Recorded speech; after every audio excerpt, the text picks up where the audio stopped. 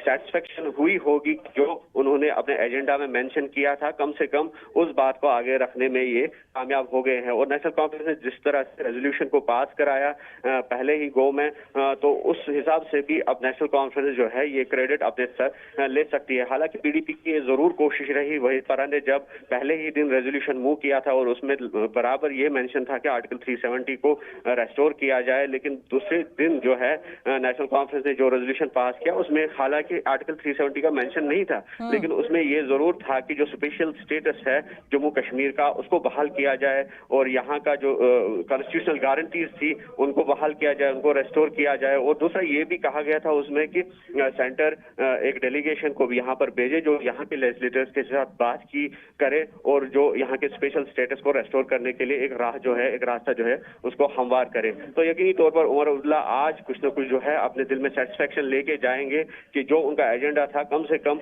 उसको वो असेंबली में आगे करने में, जाहिर करने में कामयाब हो गए। लेकिन ये सेटिस्फेक्शन मुदस्सिर क्या सिर्फ ये पॉलिटिकल पार्टीज तक भी है या ग्राउंड पर जनता को भी बहुत धारा 370 की बहाली या फिर एब्रोगेशन से बहुत लेना देना है, या डेवलपमेंट, एजुकेशन, बाकी मुद्दे अहम उनके लिए? देखिए ओवरऑल अगर देखा जाए जब से जो आर्टिकल 370 ये एब्रोगेट हुआ है तो तब से लेकर आज तक जो है कहीं ना कहीं जो कश्मीर की आवाम है तो उनको भी एक गैप लग रहा है।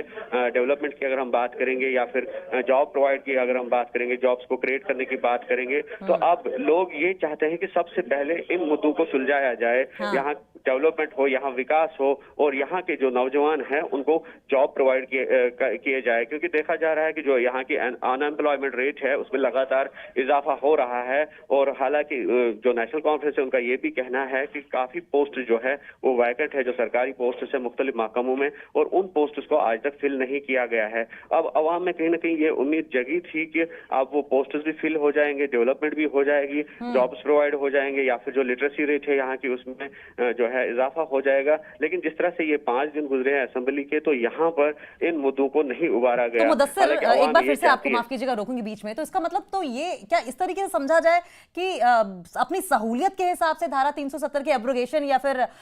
रिस्टोरेशन की जो मांग उठ रही है बार बार, ये सहूलियत के हिसाब से पॉलिटिकल पार्टियां इसको इस्तेमाल कर रही हैं, जनता को कुछ खास मतलब ही नहीं है इस चीज से, और ये जो चल रहा है, ये घमासान जो चल रहा है, इस घमासान के चक्कर में जनता एक्चुअल में जो चाहती है, जो मुद्दे हैं जनता के, वो गौड़ हो जा रहे हैं।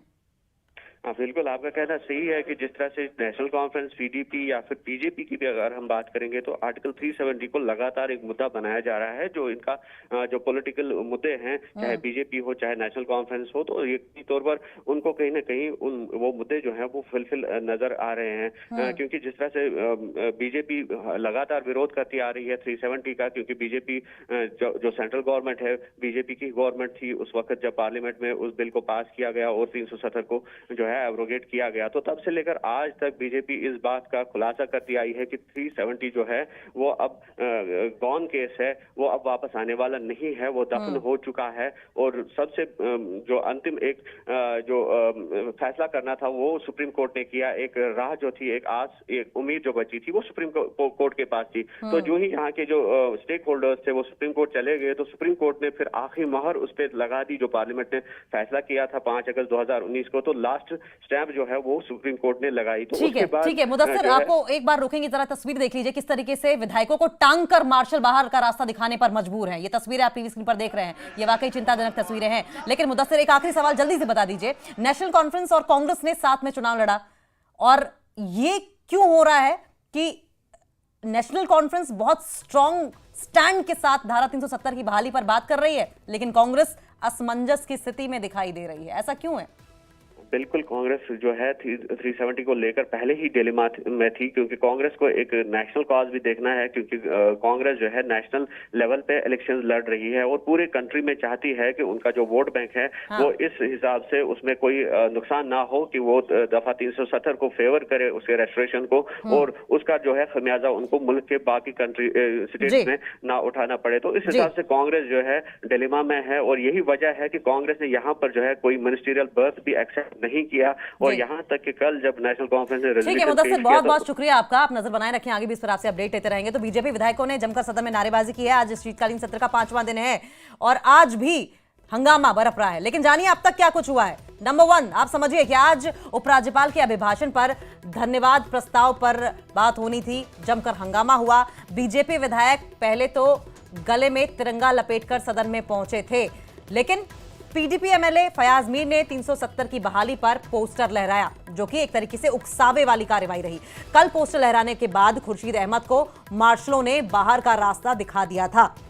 नेशनल कॉन्फ्रेंस के जावेद हसन बेग ने धन्यवाद प्रस्ताव पर चर्चा करनी शुरू की। बेग ने स्पीकर से सदन में 2019 के फैसले की निंदा करने की मांग की और इसके अलावा बीजेपी विधायकों ने विरोध में नारेबाजी करनी शुरू कर दी। अलगाववादी एजेंडा नहीं चलेगा का नारा लगाया गया।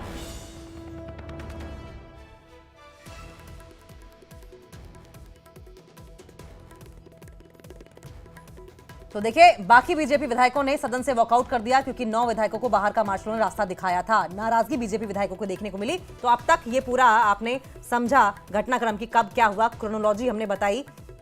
कि जम्मू कश्मीर में विधानसभा सत्र के आखिरी दिन जो हंगामा बरपा, उसके पीछे की पूरी कहानी क्या है और आज सुबह से लेकर अभी तक, सदन की कार्यवाही शुरू होते से लेकर अभी तक क्या